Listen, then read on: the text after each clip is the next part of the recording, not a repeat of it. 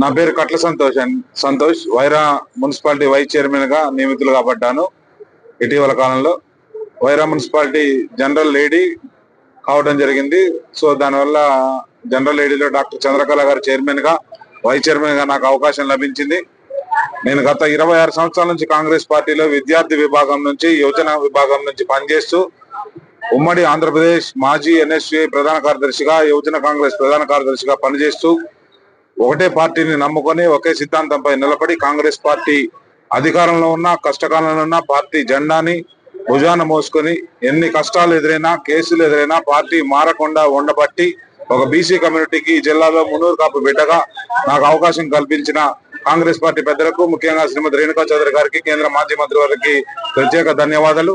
వారు నా నియామకంలో కీలక పాత్రను పోషించారు. అదేవిధంగా వైరా మున్సిపాలిటీలో 20 వార్డులు ఉన్నాయి.